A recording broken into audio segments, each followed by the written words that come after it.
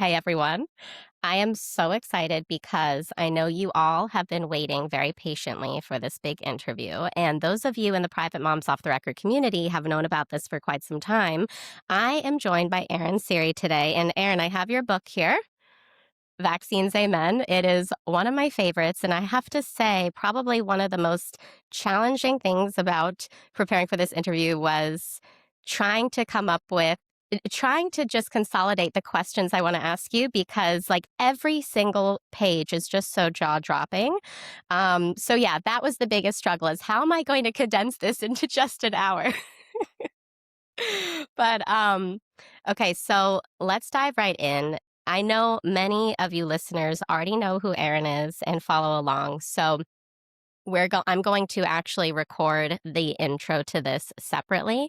And one of the things I love, Aaron, that you talk about in Vaccines, Amen, the religion of vaccines, very early on in your book, is really how it's like no secret that these are my words that those who are pro-vaccine often consider anti-vaxxers to be brainwashed, tinfoil hat wearing, low IQ individuals. That's sort of the archetype that they've given us.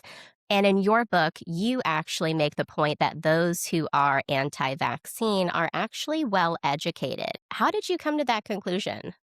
I didn't. The CDC did. They did a survey, and the CDC found that those who choose not to vaccinate are disproportionately highly educated, often PhD, often in the sciences and so forth. I also can tell you from my own anecdotal experience, those who make the choice not to vaccinate are actually those who've often had some experience, but then really looked at the underlying data and information. They've looked at the clinical trials relied upon to license, the post-licensure safety, the actual risks from the underlying diseases, and so forth. And they can speak about those things and they can point you to the primary sources. In contrast, most pediatricians don't know that information. I know because I've deposed many of them. Yeah. So, it's an upside down world. The anti-vaxxers are often those who I think make thoughtful decisions based on actual data, whereas those who they say those who are vaccine zealots, what I call the vaccine amen crowd, what they really want you to do is to not think, not read, Yes. not look, just say these words. You ready? Safe and effective. Roll up your sleeve and inject. That's it. That's all they want you to do. It's so true. Hence why you were saying it's almost like a religion, this religion of vaccinology. You just have to have faith and trust, sort of like blind faith in a way. Um, But that well, so that is what religion it is a religion. That is what right. religion is. Religion is when you take a leap of faith. Where do you go when you die? Where does the universe all come from? It's the unanswerables, and that's what religion is often there to fill the gap of. Is you are except that this religion is perverse because they don't realize they're in a religion. They're engaged in beliefs about the clinical trials, post-licensure safety, the mortality data. But there's a reality to those. They just live in a world of beliefs rather than that factual reality. So true. What does the evidence actually say about whether vaccines save millions of lives in developing countries every year? In developing countries, Yeah, let's start there, and then we'll sure. do first world. Yeah. Yeah. So in developing countries, let's just start with the vaccine that is the most commonly used vaccine in the world, which is the DTP vaccine. There's no vaccine used more than that vaccine. In fact, the World Health Organization tracks the progress towards coverage by how widespread the DTP vaccine is used. With that said, the DTP vaccine was never licensed based on a placebo-controlled trial. Never. So they never really know what its overall effect was on, for example, mortality. Did it save more kids than died? They don't know. Well, the some researchers who are considered world-renowned WHO-related experts that promoted vaccines in Africa for decades actually went and did a study, in fact, a series of studies, and where they looked at the introduction of DTP vaccine into a certain country in Africa. And what they found was, I'm sure, shocking to them, was Hmm. that they did multiple studies, and in each one, it found that the children that got DTP vaccine were dying at a far higher rate than those who didn't. Okay. And they were dying from things that the researchers never expected, malaria and other types of infections. And so as they explained, it's possible that DTP vaccine reduced mortality from diphtheria, tetanus, and pertussis to some degree, but it did something to the immune system of these children. It had some biological effect that increased their susceptibility to death from a whole host of other things. And in their seminal study, they found that children that got DTP versus children that got nothing died at 10 times the rate. And it was statistically significant. That's an incredible finding. So, how is that information legally able to be suppressed? You would think, wow, this comes to light. Like, that's what the real science says. So, I wouldn't would we be taking something like DTP off the market? That's not suppressed. That's sitting there in PubMed. uh, and it's not suppressed at all. You can look up Peter Abe. He's the lead author, I believe, and there's a whole series of these studies. Another thing I just said is suppressed. So the fact that studies were showing that DTP increases mortality kept coming out, so much so that by 2014, the WHO did a review of that literature to conclude, like, whoa, are we killing more kids than we're saving?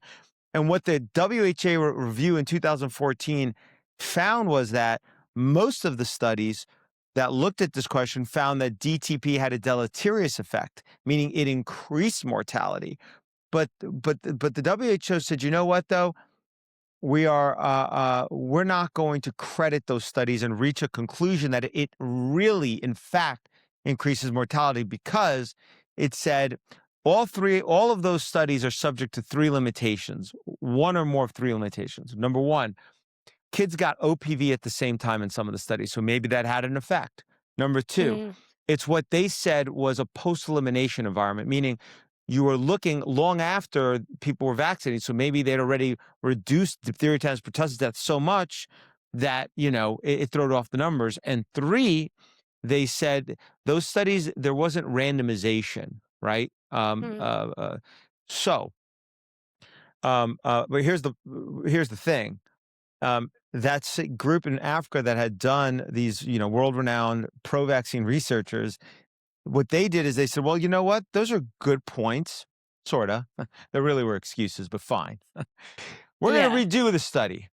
And what we're going to do, and this is what they did, and it's published in 2017. It's sitting there in PubMed. Anybody who wants can read it.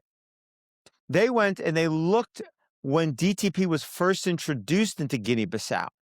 So that Mm, resolved the issue of a post-elimination environment, meaning it's when it was first introduced. There was no vaccination for diphtheria, tetanus, pertussis. Problem yeah. one solved. Problem two solved because they compared kids that all got DTP, only DTP, with kids that got no vaccines. So that solved the Hmm. whole issue that the WHO, made up about, well, some kids got OPV. Solve that issue. Final issue. Kids were vaccinated based on their birth dates, which is a valid scientific way to properly randomize. Solve Mm, that issue too. So they yeah. solve all three issues. And that is the study. When they did that I just said before, found that children were dying at 10 times the rate that got DTP versus those that didn't. That is the capstone seminal study. In fact, on behalf of ICANN, the Informed Consent Action Network, a nonprofit that my firm represents, that funds many of the policy-related lawsuits, there was a letter that was sent to UNICEF, which is the world's primary distributor of DTP vaccine, and it said, "Hey guys, what are you doing? Look at this study from 2017. You're killing more kids than you're saving, according to this data." Which, by the way, since they will say it's unethical to do a placebo-controlled trial now, they say it's unethical, right? Yes. Yes. Which means that this study is the best evidence the world will ever have, period. This is it. You're not getting better study. This is it. Here it is, UNICEF. What are you doing? Now, either stop distributing this vaccine or provide us the data to show this is wrong. Right. Okay? Great. Seems reasonable to me. I thought it was reasonable. We got a letter back from UNICEF. And you know what UNICEF wrote back and said? it said, "Don't worry, this issue's been reviewed in 2014 by the WHO." So, and they concluded they don't know, so we're fine.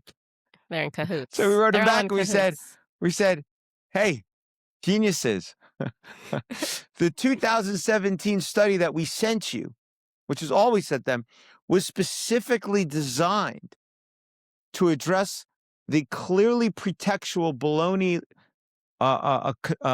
issues raised in this WHO report. So Right. instead of addressing the 2017 study, you go back to 2014. We're saying to you, here it is." Well, UNICEF never wrote back.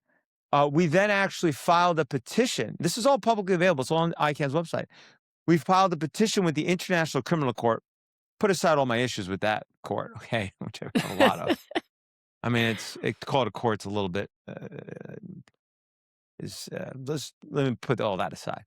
But we Yeah. sent them a letter. We said, "Listen, you have jurisdiction over UNICEF because it's a United Nations body.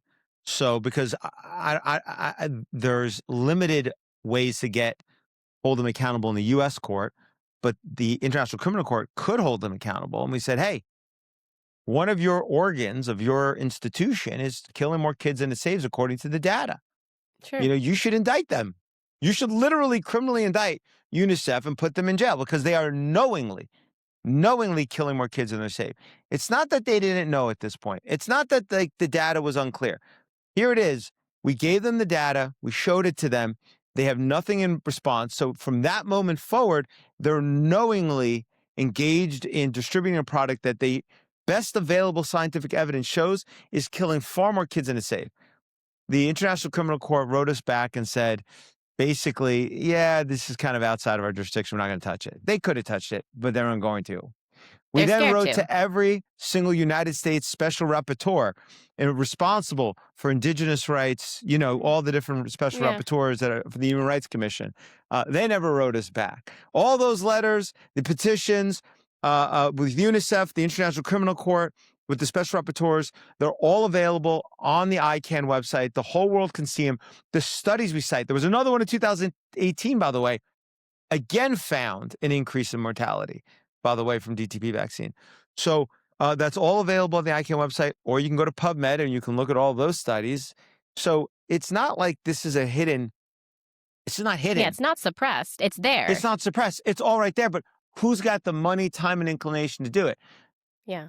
Our federal health authorities have billions of dollars a year. Pharma has billions of dollars a year. The WHO has billions of dollars a year that they go and promote vaccines and say they're great, they're amazing. There's the Bible that was given to Moses, but something greater than that was these vaccines. Yeah. That is the real religion. Worship that. And what's on the other side? Who is out there spreading this podcast? Okay, this podcast. Right. There's a few nonprofits that, have a few $1 million budget, like ICANN has a few $1 million budget, CHD has a few $1 million budget. Yes. And then there's a few other organizations. Like, that's it. It's my favorite thing. They're like, the anti-vaccine movement is like a well-oiled machine. Really? Really? Yeah. You got all mainstream media, you got all of pharma's money, you have all of the public and federal Seriously. money. Like, the problem they have is not a media problem. The problem they have is a fact evidence problem, and Yeah. it's a hurting parents and their children and then ignoring them problem. That's the problem they have. Anyway, going all the Yes. way back, yes, in developing countries, the most widely used vaccine in the world is, according to the best available data that the world will ever probably have, is killing far more children than it's saving. I could go through other vaccines, but I'll stop there. It's so wild. Let's talk about actually the overlords in the vaccine industry. Can you explain to listeners the financial relationship between vaccinologists and the Yeah. pharma companies such as Merck, Sanofi, GSK, and Pfizer, and why should the public care about this particular relationship? Sure.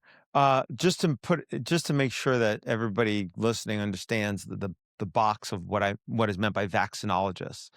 Um, um, yeah, in the world of in the medical profession as a whole, and in the federal and state health authority agency, it's really the vaccinologists who do the clinical trials, publish the studies that then get relied upon by everybody else. So on the medical profession side, it's what the pediatricians, the immunologists, the infectious disease specialists who know very little about vaccines, and the rest of the medical community it comes down to what the vaccinologists do. And then when you think of like the vaccine committee at the CDC, the ACIP, or the FDA and so forth, when the FDA is deciding to license a vaccine, who did the clinical trials really? Really, it's a pharma company along with some vaccinologists. And then, same thing, they influence the CDC, when they're relying on studies. So the vaccinologists, what they do, what they publish, they conduct trials. What they say is incredibly consequential. So who are they? They're a very small group of individuals. And essentially, when you look at, you find me a vaccinologist, the higher up the ranks they are, almost always, the more incestuous their conflicts are with pharma. Because Mhm. who's pharma going to pay to do their clinical trials? The vaccinologist who's going to find safety issues. The vaccinologist is not going to find safety issues. The one Yeah, that's not going to exactly. find safety issues. Now, of course, Yeah. there's lots of people involved in clinical trials other than vaccinologists, to be clear. Like you have clinicians, you have all, but that's not who's really compiling and doing at the last level analysis. That's not the people who sit on the DSMB and so forth, right? So the primary person would be a vaccinologist. So that's who they're going to patronize. And if you look across it, the vaccinologists that don't do the things that pharma would like, not because, by the way, they're nefarious, it's Mm. just a form of reverse selection. It's it's like a reverse form of national selection. Pharma patronizes you, so you're ascending up the ranks. You stop having doing the right things. They stop patronizing you. Now, as you're ascending, if you're doing the right things, you're doing it because you think, you know, you're doing the right thing. So it's brilliant. The vaccinologists think that they're just doing what they think is right, which maybe they are, but they would not have risen up the ranks if they didn't fall into that category of thought that increased pharmaceutical profits, which is what? As little safety review as possible because they're immune for liability, and get the product to market as quickly as possible if you can show any efficacy showing. It's really problematic. So if you have 100 vaccinologists and one of them really thinks that way, that's the one that keeps getting the patronage and rises up, thinks they rose of their own ranks, but of their own merit, but really they wouldn't have risen without pharma's patronage anyway. And the two main ones you discuss in your book, Dr. Stanley Plotkin, who I had known about and I had seen the deposition long before your book came out, is just so incredible. And then the one that I didn't really know about until reading your book, Dr. Catherine Edwards. You deposed Dr. Stanley Plotkin. Um, amazing, amazing deposition. And he's known as the godfather of vaccines, in case anyone's listening and is not familiar with this name. What were some of the most I'm sure I mean, obviously, you talk about this extensively in your book, but just in a nutshell, what were some of the most disturbing discoveries in your deposition, the ones that come to mind first? Sure.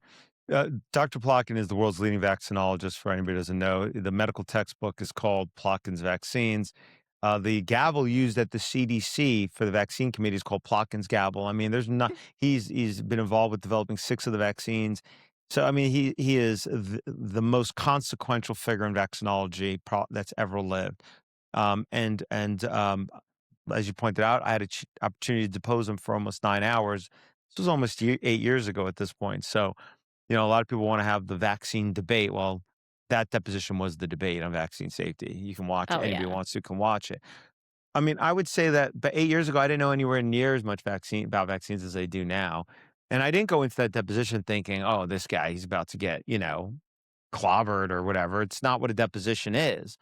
A deposition is an opportunity for me before trial to ask questions of the other side's experts to understand what opinions they have and what is the evidence to support those opinions. And that's what I Mhm. had an opportunity to do. So it was more of a it was he had all the opportunity in the world to support his positions. That's what the Right. purpose was.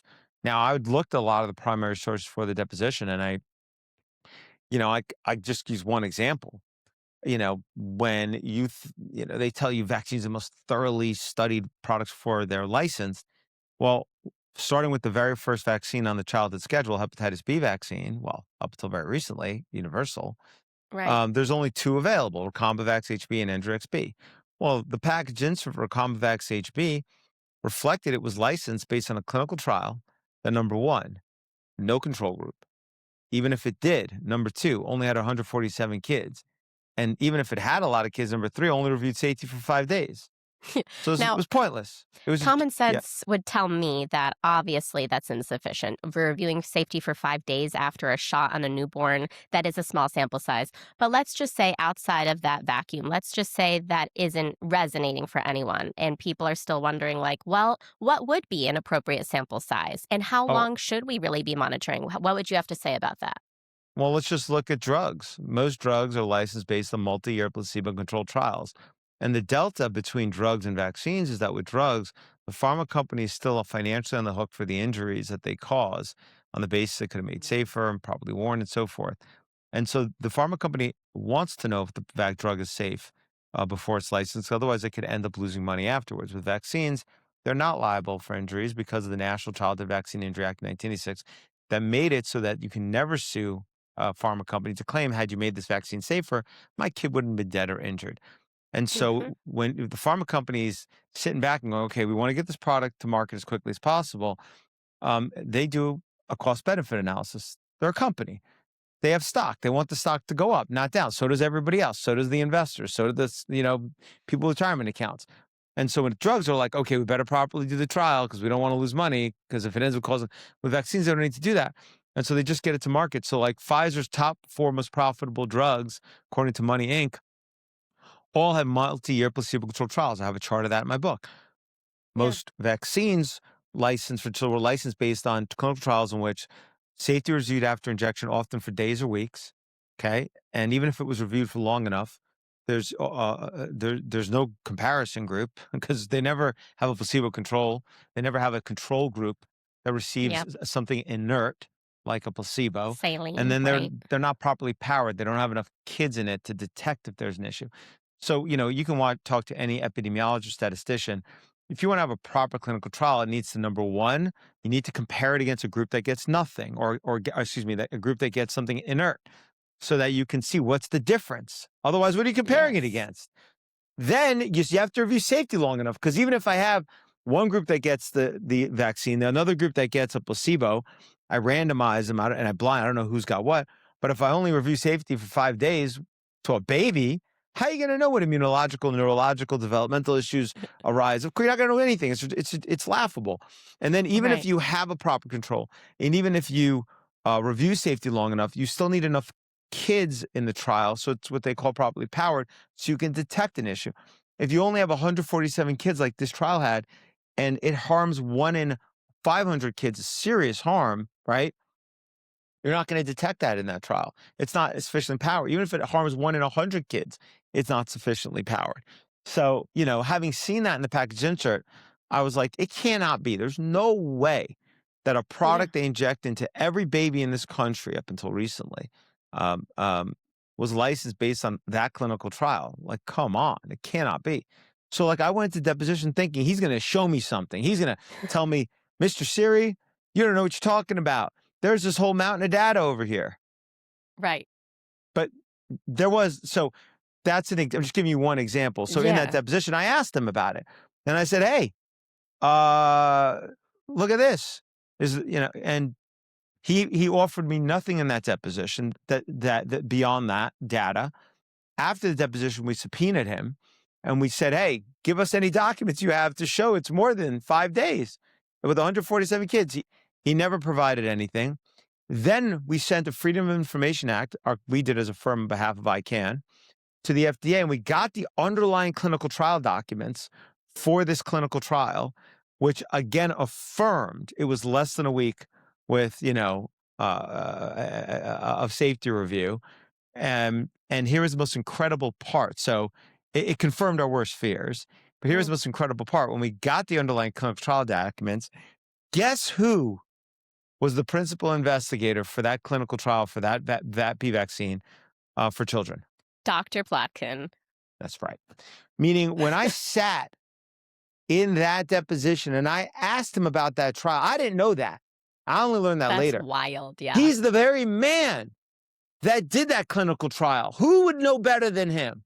Number one. No, and also, if you watch the deposition, you look closely, you will see when I say to him, how long was safety monitored for? He didn't seem to know. Like, he didn't know. He had to look it up. Meaning, think It's about so that. bad. The man who did the clinical trial, to me, what that reflects is that safety is such an afterthought. It's such an afterthought to these vaccinologists that they don't even remember the basics of their own work when it comes to safe. Ask him about the efficacy stuff. I bet he might remember that, but he clearly didn't remember even the basics of the design of the safety component of this trial. Y So anyway, ugh, that goes on for 9 hours. That's just one right. small example. Aaron, I have never felt so much secondhand embarrassment for anyone ever than when I was looking at the deposition and just thinking, like, watching time after time Dr. Plotkin just putting his foot further into his mouth with every single response or lack thereof. Have you ever seen such a deposition flop for, not for you, obviously, but it was very much in your favor and for the cause, but have you ever seen someone embarrass themselves so much when deposing them? Every vaccinologist, pediatrician, immunologist, and All of them infectious the disease doctor same. I've ever deposed. Because look, here's the thing, they go uncontested. There's a few things about it. Number one is they spend their whole career being showered with accolades and given awards. Dr. Plotkin has gotten a Yeah. million awards. A lot of them, by the way, that have it, like he's gotten the Plotkin Award for blank for himself. So Like, meta. right. So It's whoa. he's so nobody ever challenges them. Who's going to challenge them? CDC Right. challenge them? FDA? State health agencies? The medical establishment? Who's challenged? Nobody challenges them. There's no pushback. And you can't, the normal course, when you read about a car having an issue, it's often because a class action was filed, right? Not going to have that Mhm. with vaccines basically ever. Okay, so that's one. Second is this. They're so blind to their incestuous conflicts that, and this is part of what makes it so embarrassing for them. So if I had a case about, let's say, a car that had a gas tank problem, a brand X, okay, some just anonymous brand. I don't want to use a specific company, okay, Yeah. and so and I'm suing them for the gas tank explosion. I then, in the deposition, they bring an expert. They're supposed to be the independent expert to tell you whether or not the gas tank really was a problem. And as I sit down, I say, okay, you're an independent expert. Yes, I am. Okay, wonderful. Now, have you ever received any money from company X? Oh, yeah. Were you a consultant? Oh, yeah. Were you an advisor? Yes. Do you sit on their board? Yes. How much money have you gotten from them? Millions of dollars. You'd be like, what kind of independent expert are you? That's a joke, right? And Yeah. easily laughable, embarrassing. No company would bring an expert in that has those incestuous conflicts and claim they're independent. It's a laughing stock. Oh, But when it yeah. comes to vaccines, they bring these folks in who've gotten, who have all of these incestuous conflicts with the very pharmaceutical companies that make vaccines. And they think nothing of it because that's the mentality in that space. Never seen that any other area of the law. And we have over 100 folks in my firm. We do lots of other things other than vaccines. I mean, we have 50 people that do vaccines related stuff. We do, obviously, we do vaccine injury cases in the federal court of claims against the federal government. We do exemptions in immigration and work and everywhere. We do employment folks who are fired vaccines. We do tons of policy. We do everything vaccine, right? But we have over 50 people that do other things. And Right. in all those other areas of privacy, data breach cases, genetic privacy cases, biometric privacy cases, go down the list. Nobody would even dream of bringing in an expert those kind of conflicts. It'd be laughed at. Oh, yeah, it's absolutely insane. Doctors, so we've talked about this, but doctors love to emphasize, especially pediatricians, and OBGYNs, how vaccines are tested for safety. I know we kind of covered this, but how have we thus far proven that they're actually safe and effective? Uh, the medical establishment has not proven that the vaccine schedule is safe. Period. That's a factual statement, and I submit that anybody reading chapter 11 of my book will find that that is a categorical fact, and you can read it for yourself. Because in terms of pre-licensure, those clinical trials are not sufficient to validate any single routine injective vaccine was safe. Not a single one. because there's not Yeah. a single routine injected vaccine that was licensed based on a trial that had a control group that received a placebo, save for the COVID vaccine, by the way, Mhm. for childhood. Um, uh, and they don't review safety long enough, and they're almost always underpowered. So those are useless for affirming safety, period. Post licensure safety, just look at their own stuff. Look at the Institute of Medicine reports commissioned by the CDC or other federal health agencies that ask them, for example, to review what they say, what our federal health authorities say are the most commonly claimed injuries after vaccination. And what you'll find is that the Institute of Medicine often comes back and says, sorry, I can't tell you because you haven't done the studies. So, for example, in 2011, 12, the Institute of Medicine published a review of what our federal health agency said were the 158 most commonly claimed serious injuries after vaccination. That's what they said. The Institute of Medicine then canvassed all the medical literature because that was their job for every one of those injuries. And what they came back and said, look, we looked at everything. We went through all the PubMed studies. We looked at all the trial data. We looked at everything. And for 130, I think 8 of them or something like that, we can't tell you whether the vaccine does or doesn't because you didn't do the science. For about 18 of them, they said the science was there to say the vaccine causes that harm. For 5, it said the science was there to say it doesn't cause the harm. But for virtually all of them, sorry, folks, you didn't do the studies. And in 2020 and in 2021, another federal health agency did a similar review, and again, it was basically the same conclusions. And so, that alone, by the way, Yeah. in a federal health agency paid for a review where a federal health agency wanted badly for the IOM to find that the vaccines don't cause our harms because HRSA, which is the agency that defends vaccine injury claims in the federal health, is the one that commissioned them. So obviously they wanted them to find it doesn't cause it. So even when they were bribing the IOM with millions of dollars to find it doesn't cause it, like find something, they couldn't do it. Because it's one thing to just say stuff. When the IOM had to actually support it with actual evidence, they had to cite something. There was nothing to cite. So yeah, to say that they validated the vaccines are safe, they haven't, and they haven't validated for the schedule.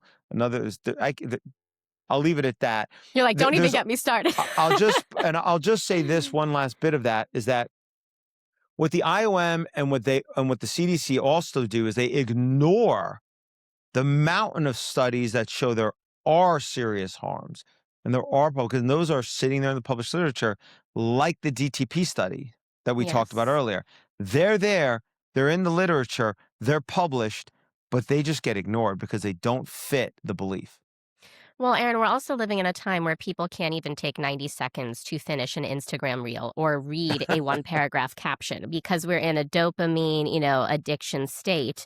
Yeah. So, I mean, people can't even be bothered to read a single page in a book. So, of course, they can't watch 9 hours of anything. They can't this is a crisis. So the information is free. It's out there. It's amazing we live in this country, right? We have our First Amendment rights, and yet people still will not go to find not all people, some people.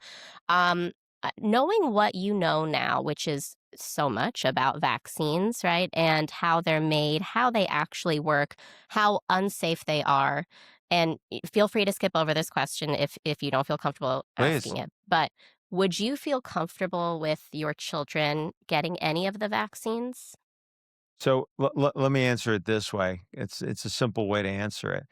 By the way, if I could just first go back to the dopamine hit Oh, one, yes, yes, because please. look, for anybody who does need a constant dopamine hit, I will respectfully submit, if I may, that I think the book gives you a dopamine hit on every page. All It's right, so actually true. Yes. because That's why I was able to finish it in one night, you guys. And it's like, wait, how many because I was pages? It's almost 300. I tried to condense basically all of the absolute best factual evidence. So, it's not filled with stories so much and so forth. It really just gets you. And I tried to make it fun. All right. So It definitely it's not an was. Instagram reel, but it's, It's better. You guys. It's yeah. yeah. And I could read it in a night. So your book was the exception, but you catch my Yeah. my gist. Yeah. On vaccines, look, here's the thing about vaccines and making a decision about vaccines. And to me, this is what's really critically important. Okay. it doesn't matter how safe they are, and it doesn't matter how effective they are. They could be Mhm. the most safe, effective product in the world. That doesn't mean anybody should ever mandate them. You should always still have a choice to whether to take them or to not take them. Right. And that's really the crux of the problem, is that they couldn't persuade you on the merits. And so they moved into a little bit of coercion, and that still didn't do it. So more coercion. That didn't do it. Censorship. That didn't do it. Mandates. That still is having a problem. And that is the way tyrannical governments operate. That's the way tyranny works, bullying, thuggery, what this country should not be doing, or any developed country or any country, Yeah. when they can't get their way. And the whole idea is that, oh, well, we draw the line when they violate our rights, right? Foreign with inalienable rights, so forth. And that they should not be able to trespass. Like, recommend to us. I mean, look, you're using billions of our dollars to try to persuade us to take these products. You're using Right. billions of our dollars to give it to pharma. You're using billions of dollars to distribute them. You've given the manufacturers immunity to liability. You've done all those things. Persuade us to take them if they're so great. And if you can't, you should be able to leave us alone. So it doesn't matter how safe and effective they are.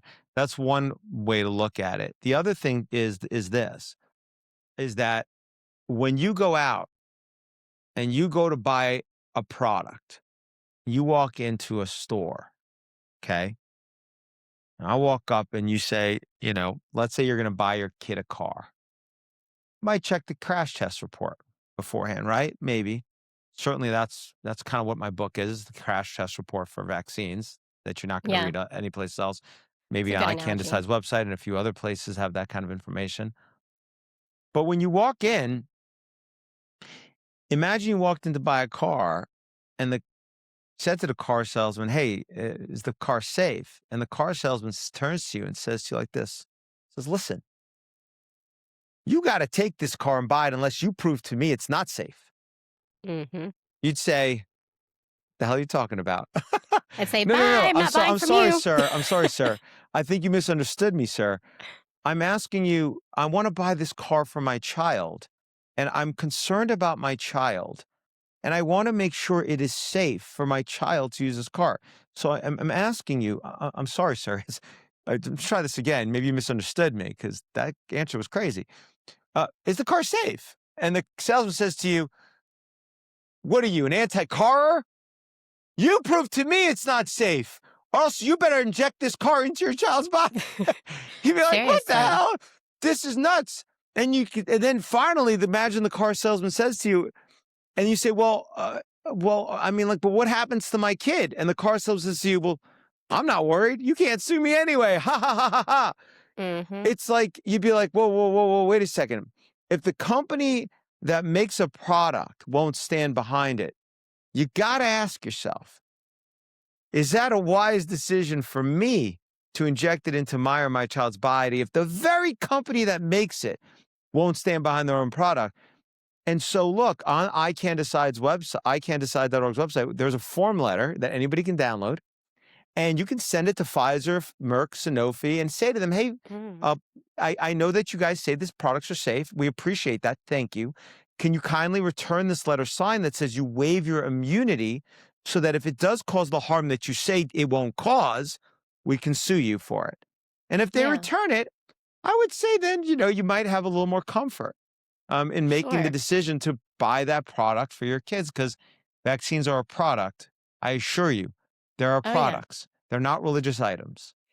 They are medical products that the government buys from these vaccine manufacturers. That was a very creative way, and I mean that genuinely, of answering, because I hadn't heard of that car analogy before, and it makes a whole lot of sense. Like, we parents do so much research in so many different areas. We only want the best for our kids. It's Mhm. weird that we would think, why not to research and just to blindly trust the experts on what they say. And this isn't something our kid is sitting in, which can also be dangerous, but that is being injected into them. Okay, so I think we can gather how you feel about your family members having vaccines based on that. Or you you? can you can gather my views on vaccines based on reading my book. I think that there's 250 pages worth of and 40 Yes. pages worth of citations to all the primary sources. But look, let me put it this way. Um, uh, Everybody genuinely should be free to get as many vaccines as they want. That's America. That's freedom. We all take risks. It's the whole idea of the American experiment. We were to rebellion against all the forms of government that preceded it, which were what? Somebody else makes the choice for your life, a king, a dictator, a politburo, a board, a whatever. And the whole idea is that we sent the letter to Mother England and we said, hey, listen, folks, we're born with inalienable rights. Okay? Mhm. And we're going to secede and we're going to have a constitution and we're going to make sure our government can't invade on those inalienable rights. And we're going to enshrine that in the Bill of Rights and the First Amendment, freedom of speech, freedom of assembly, and so forth. And it's a recognition that, look, having those rights comes with danger. Letting us people say what they want, practice what religion they want, assemble what they want. Those have dangers too. Okay. But the greater danger is ceding it to the government. So Oh, I yeah. support everybody's right to get as many vaccines as you want. I've said this before other places. So if anybody's heard this before, I'm sorry. But if you're 18 and you have no comorbidities, you are totally healthy, and you want to get a COVID vaccine every single day and the entire childhood schedule once a month and wear 50 masks at the same time and live in your basement as self-imposed stay-at-home order, I support your right to do that. It's America. That's freedom. You should be able to do it. And if you're 100 years old and fought World War II and you have 50 comorbidities and you don't want any vaccines, no mask, and want to go get your latte at the local coffee shop, you should be free to do that too, because that's freedom also. And so, at the end of the day, to me, it really comes down to rights.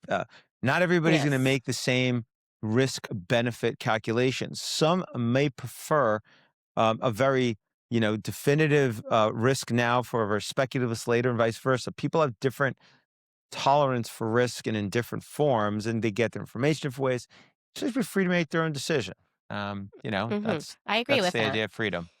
That makes sense to me. I run a private community virtually for moms who think critically about all sorts of holistic motherhood decisions, including vaccines. And one topic that often comes up is we have yet to encounter a mom who has read a book like yours, or let's say Dissolving Illusions, Turtles All the Way Down, who's really done the research and yet still decides that the vaccine schedule is a good idea for her child. And I'm wondering, have you ever heard of or encountered a parent who has read your book, has done all the actual research, and then goes ahead and says, you know what?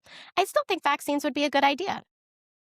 No, I've never met a parent who's come to me and said, "I read your book and I'm vaccinating." I've never had that, but but look, to admittedly, parents don't come up to me also and say, "I've read your book and I'm not going to vaccinate either." True. I just, I get a lot of folks who I get a lot of great feedback on the book. In fact, that's pretty much almost mostly what I've gotten. Um, and uh, uh, but I think that what you're saying reflects back to the very beginning of our discussion, which is the CDC review of folks that don't vaccinate. And they don't vaccinate often because they've learned things they can't unlearn. Can I read you a quote actually from a scientist? Actually, Please. this is directly applicable to your point. This is a quote. This is like on page 2 and 3 of my book where and I think this really encapsulates it so well. So this is by Emily Brunson. She's an MPH, which means she's a master of public health. Okay. Like these type of folks who go work at CDC and try to take away your rights. And she has a PhD and she explains about, and she's a vaccine promoter. Okay. She explains about those who choose not to vaccinate as follows, quote, I think we need to avoid the trap of thinking that information or knowledge is enough because for a lot of the people, and when you look at hesitancy and parental vaccine hesitancy in the US, the group who is most likely to purposely choose to not vaccinate are highly educated. She continues, in speaking to them, these are people who have read the primary literature themselves and they're correctly interpreting it. So it's not a misunderstanding. End quote. And that is why people don't end up vaccinating. Those who have put their intelligence to good use, and go and read what? You're about to go take a product. At the least, read the package insert. That's why Yeah. it's there. That's why the manufacturer wrote it and was approved by the FDA. Go to section 6.1, look at the clinical trial and say, hey, do I think that's sufficient? And when you do that, a lot of people go, wait a second. They have two issues. First, anybody who understands anything about epidemiology, statistics, basic clinical trial design, b- any of this stuff, like any of the most rudimentary understanding about any of this stuff, who reads section 6.1 of any package insert, which describes the clinical trial relied upon to license vaccine, is going to go, holy crap, no way. I'm not giving this to Oh, my kid yeah. unless they do a proper trial. That's one. Number two is a lot of them probably also have cognitive dissonance. They go, Yes. wait a second. Wait. Hold on 1 second.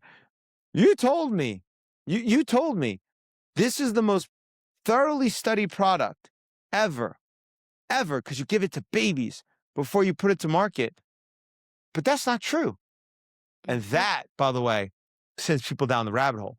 Not me and not you talking about the stuff, which I think because people remain skeptical. Look, we're just saying a Oh, lot of stuff. I'm always. not showing evidence here. You're not showing evidence on this thing. Yeah. The evidence is all available. But when somebody sees that firsthand and has that cognitive dissonance moment, that sends them down the path more than anything else can send them down the path. Yes. Well, also, we're not MDs. So, even though you're obviously an extremely intelligent lawyer, you're expert in your field, there's always going to be people who will say, well, you're a lawyer. You didn't go to med school. I'm sure you hear that one a lot, right? You didn't go to med school. Yeah, exactly. I didn't go to med school, so I can't just brandish credentials like an MD or a PhD or an MPH. I got to actually prove my claims on evidence.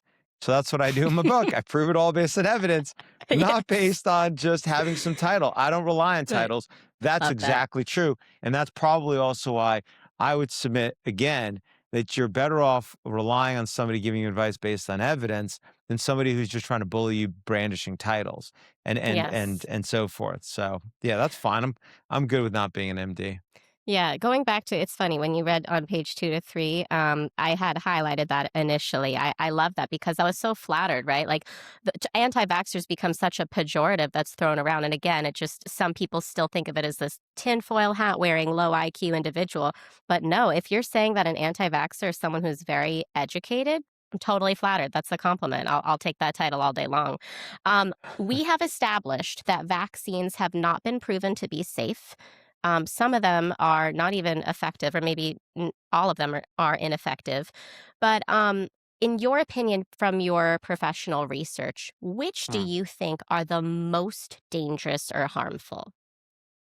I get asked this question a lot, and I have the same response, which is, look, I don't want to minimize the harm that anybody's experienced from any of the vaccines because I don't have a single vaccine. There's no vaccine out there that we have not. My firm hasn't gotten phone calls for some serious injuries from that vaccine. So all of And them you've received calls from, every I've single never, one. yeah, yes, there's no, and Yeah. we've represented folks. There's no vaccine that I'm aware of that doesn't cause, which by the way is why it's a licensed medical product. If it Mhm. was just say if you just get it at the grocery store over the counter, it would have some basic warnings to it. The reason it's licensed is because in any event. So Yeah. yes, every vaccine can cause harm. Different vaccines can cause different types of harms to be sure.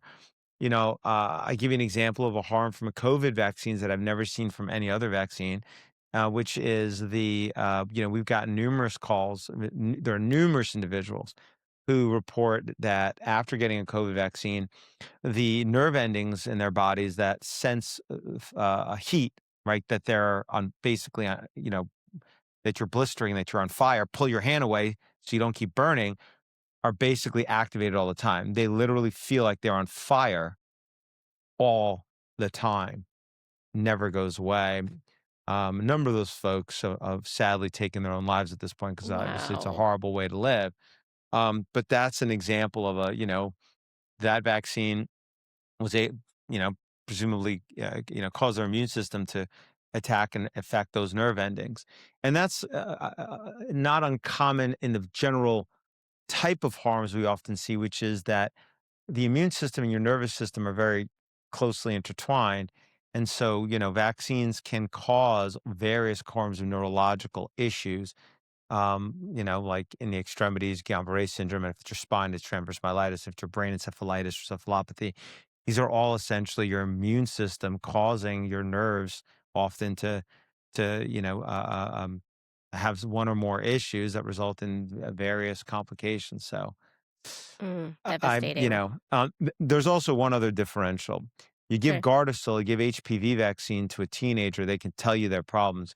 You give Hep B 3 injections, Hib 3 injections, IPV 3 injections, DTaP 3 injections, and I and uh, uh, PCV 3 injections. All 15 of those in the first 6 months of life to a baby who can't I could talk. never. How are they gonna tell you what issues they have? They can scream Yeah. high pitch too, which they often do, but they can't describe if they're having dysautonomia, if they're having a neurological, if they're having some kind of they can't explain it. So that's also creates a differential in the vaccines given later in life, when teenagers can explain their symptoms or adults can explain their symptoms, versus babies.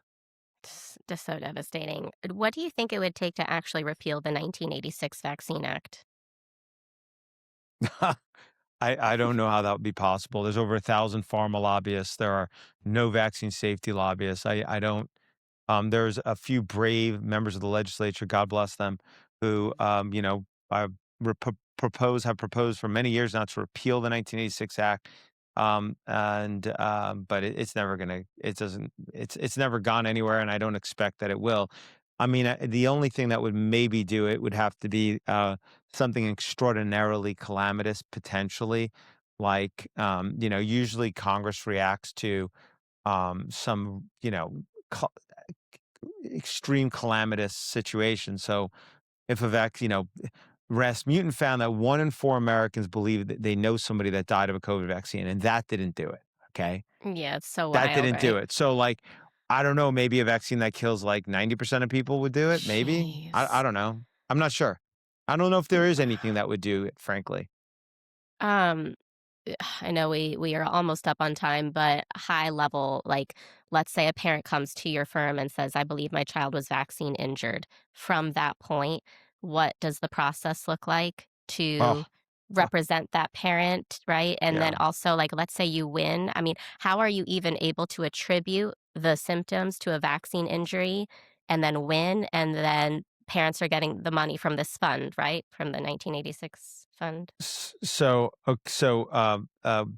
If you were injured by a vaccine, then for most vaccines, you can bring a claim in the federal court of claims, something called the Vaccine Injury Compensation Program. We got about Okay, 20 perfect. folks in my firm that handle those types of cases.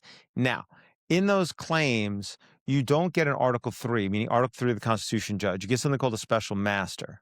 Okay. You Yeah, don't get discovery, which is how you normally prove a claim, right? You get the documents from the company, you depose their experts. You pretty much don't get to do that, period. You don't, your damages are capped for pain and suffering at 250,000, as well as death at 250,000.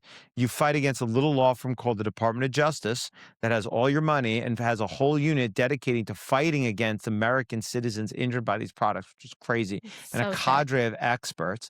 And so, yeah, there is a program. You can bring a claim. Now, the trade off that you're supposed to happen is you gave up your right to a jury. You Sure. don't get an Article 3 judge. You have capped on damages. By the way, they've paid out over $5 billion in injury for in the programs to date.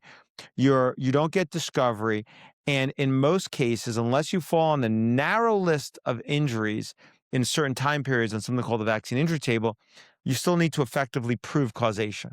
Okay, so Right. for most vaccine injuries, the vast majority of the injuries actually cause a vaccine. You have to prove causation. So, it's a pretty crappy trade-off in my opinion. I mean, you've given up all of these rights, and what do you get in return? And the reason I say it's crappy is, one, you're in unless you've gotten surgery or you're dead, basically hospitalized, you have to wait 6 months. So, in the normal course, you could bring a claim right away, and if you were in regular court, here you gotta wait 6 months for the injury. Okay, then the 6 months passes.